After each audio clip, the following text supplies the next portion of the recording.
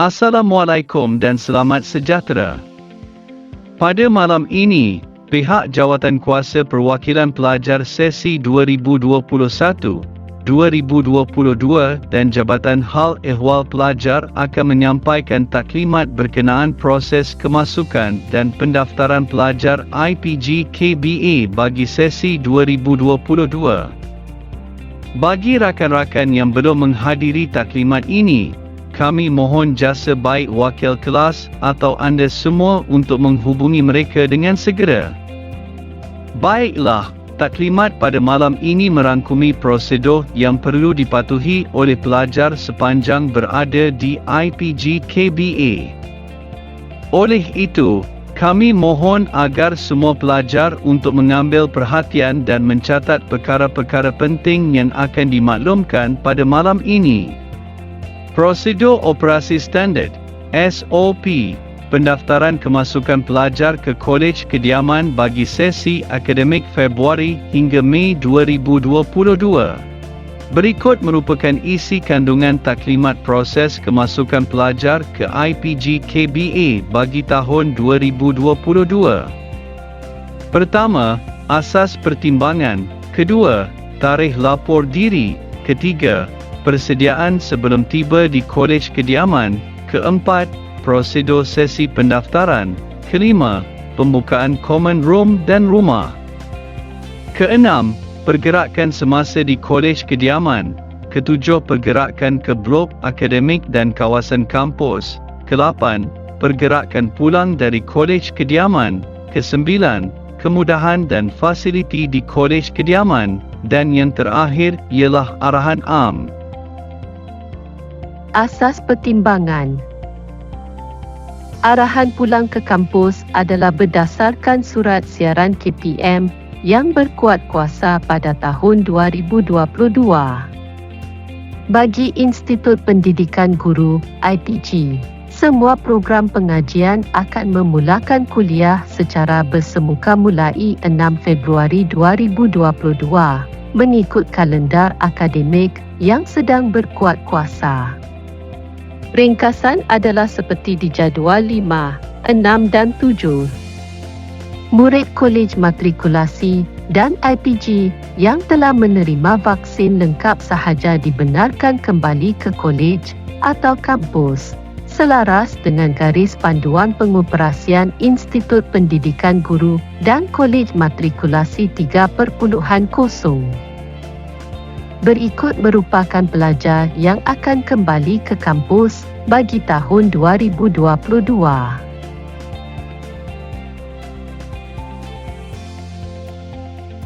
Tarikh lapor diri. Tarikh pendaftaran Kolej Kediaman IPG KBA 3 Februari 2022, Khamis. Semua pelajar PISMP Jun 2021, PISMP Jun 2020 dan PKP Bahasa Perancis 2020. 4 Februari 2022, Jumaat. Semua pelajar PISMP Jun 2019 dan PISMP Jun 2018. Bagi 5 Februari 2022, Sabtu, semua pelajar PPISMP Jun 2021.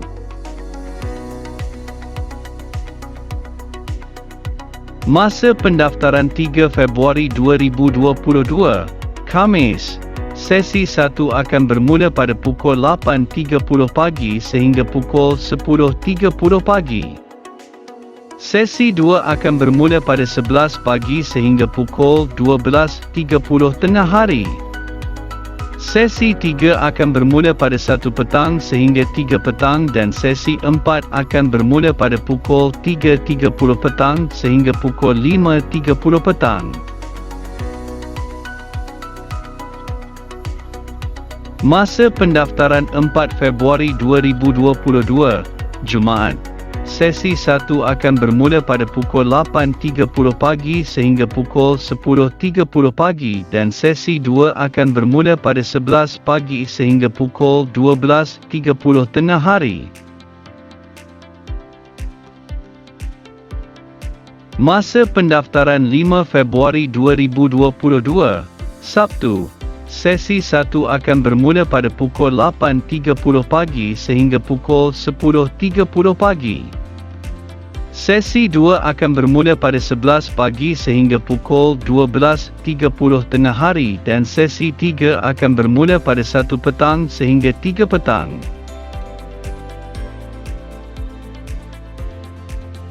Peringatan, para pelajar perlu patuh dengan masa pendaftaran. Kaunter pendaftaran hanya dibuka pada sesi-sesi yang telah ditetapkan sahaja. Mohon kerjasama para pelajar. Persediaan sebelum tiba di kolej kediaman. Yang pertama, pelajar perlu melengkapkan butiran dalam Google Sheet. Data pelajar pulang ke kolej kediaman. Kedua, pelajar perlu mengisi borang isytihar tahap kesihatan 3 hari sebelum pulang ke kolej kediaman. Ketiga, pelajar haruslah melaporkan keputusan ujian kit kendiri melalui Google Drive 1 hari sebelum pulang ke kolej kediaman. Keempat, pelajar haruslah membawa wang dan bekalan makanan kering yang secukupnya. Kelima, pelajar haruslah menepati masa sewaktu sesi pendaftaran yang telah ditetapkan oleh pelajar sendiri. Keenam, pelajar hendaklah meminimumkan barangan yang dibawa ke kolej kediaman bagi memudahkan urusan pemindahan keluar atau masuk antara unit rumah mahupun bilik. Barangan yang dibawa adalah seperti 1 beg galas, 1 beg bagasi, 1 kotak barangan, 1 set barangan mandi. Yang terakhir, pelajar haruslah memakai pakaian yang sopan sewaktu pendaftaran. Prosedur sesi pendaftaran. Berikut merupakan gambaran pergerakan sesi pendaftaran.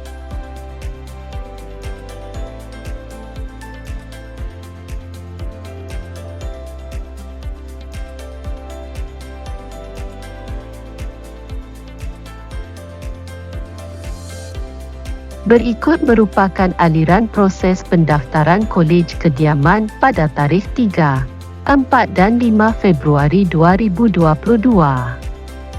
Pertama, para pelajar perlu hadir mendaftar pada tarikh dan sesi yang telah ditetapkan sahaja.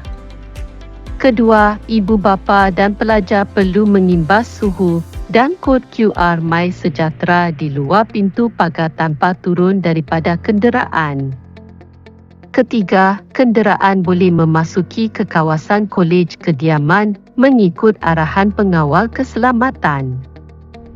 Bagi pelajar yang menginap di blok 1 hingga 6, anda boleh terus memandu ke blok kediaman masing-masing.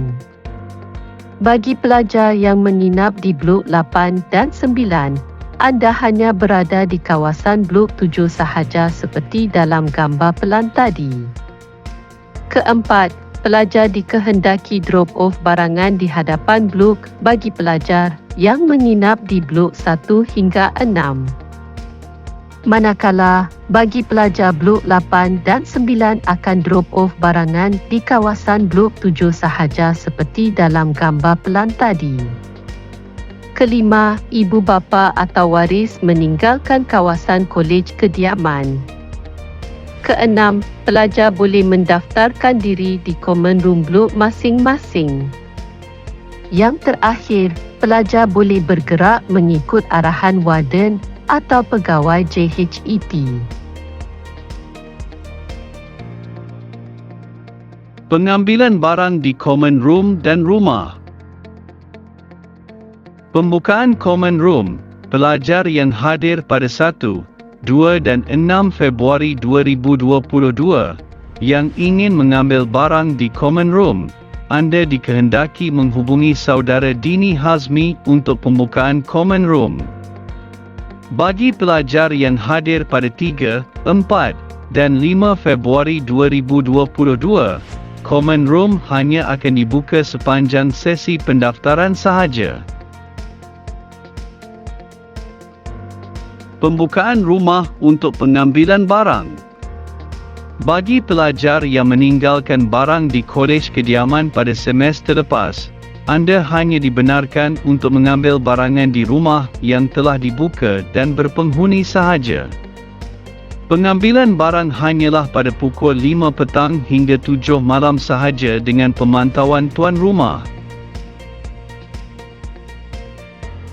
Pergerakan di kolej kediaman. Pertama sekali, kita perlulah sentiasa peka terhadap kesihatan diri dan rakan-rakan sekeliling kita. Sekiranya kita mendapati diri kita atau rakan-rakan menunjukkan gejala COVID-19, laporkan segera kepada pihak JHET, pengurusan kolej kediaman, warden atau mentor. Yang kedua, pelajar bergejala akan menjalani kuarantin di ruang isolasi di Blok 7, Kolej Kediaman. Yang ketiga, anda dilarang sama sekali untuk meletakkan barangan di tempat selain daripada bilik seperti di koridor, laluan kecemasan dan sebagainya. Yang keempat, anda perlulah peka dan patuh kepada tanda arah penjarakan fizikal dan tanda arah pergerakan di kawasan kolej kediaman. Yang kelima, kenderaan yang dibawa oleh pelajar yang menetap di kolej kediaman perlulah mendapatkan kebenaran dan pelekat kenderaan daripada pihak JHET. Yang keenam, anda tidak dibenarkan memarkir kereta di kawasan parkir warden blok, iaitu di bawah blok kolej kediaman. Yang ketujuh, anda tidak dibenarkan keluar outing atau pulang bermalam. Yang kelapan, pelajar yang menginap di luar kampus tidak dibenarkan masuk ke dalam kolej kediaman. Walau bagaimanapun, penghantaran barang secara drop-off di pondok pengawal keselamatan adalah dibenarkan. Yang kesembilan, pembelian makanan secara dalam talian adalah dibenarkan dan pengambilan makanan hanya dibenarkan di pondok pengawal keselamatan sahaja. Yang kesepuluh, aktiviti riadah dan sosial secara bersendirian atau berkumpulan adalah dibenarkan dan hanya di dalam kawasan kampus sahaja. Yang ke-11, anda dibenarkan makan di kantin dengan mematuhi prosedur operasi standard SOP yang ditetapkan. Yang ke-12, anda digalakkan untuk menggunakan alamat kolej kediaman bagi urusan pengepusan barang. Yang ke-13, pelajar yang mempunyai urusan bank, hal mustahak atau kecemasan perlu dirujuk kepada pegawai JHET. Yang ke-14, pensyarah atau staf tidak dibenarkan membawa keluar pelajar kecuali atas kebenaran pentadbiran. Pergerakan ke blok akademik dan kawasan kampus. Setibanya pelajar di blok akademik dan kawasan kampus, pelajar perlulah mengimbas kod QR MySejahtera terlebih dahulu. Seterusnya, pelajar perlu menyukat suhu badan. Suhu badan anda perlulah kurang daripada 37.5 darjah Celsius. Akhir sekali, sepanjang berada di blok akademik dan kawasan kampus, pelajar perlulah membuat kawalan kendiri seperti mematuhi SOP dan melakukan penjarakan fizikal. Pergerakan pulang dari kolej kediaman.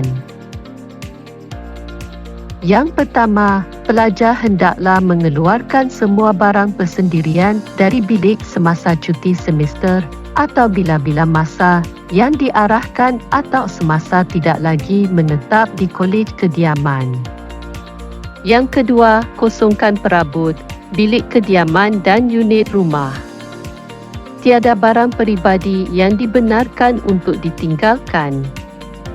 Yang ketiga, pastikan bilik kediaman dibersihkan dan kedudukan perabot berada di tempat asal sebelum meninggalkan bilik kediaman. Yang keempat, laporkan diri di Pejabat Kolej Kediaman Blok 6 bagi tujuan pemulangan kunci. Akhir sekali, tinggalkan buku bermalam di Pondok Kawalan Keselamatan sebelum pulang bermalam. Kemudahan dan fasiliti di Kolej Kediaman. Berikut merupakan waktu operasi kantin dan kedai koperasi.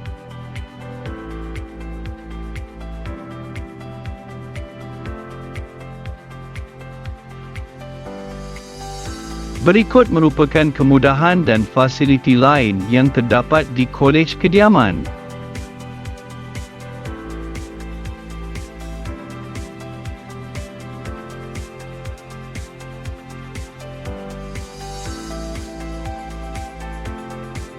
Arahan am.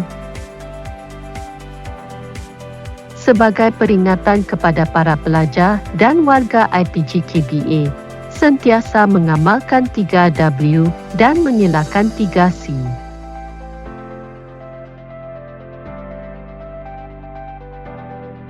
Selain itu, para pelajar digalakkan untuk memakai pelitup muka dan perlindungan berganda sepanjang berada di kawasan kampus.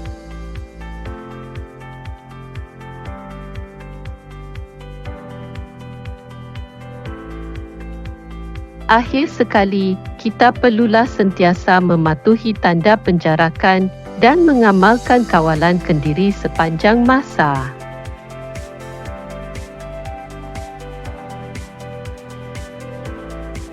Sekian sahaja daripada pihak Jabatan Hal Ehwal Pelajar IPG KBA dan Jawatan Kuasa Perwakilan Pelajar Sesi 2021-2022.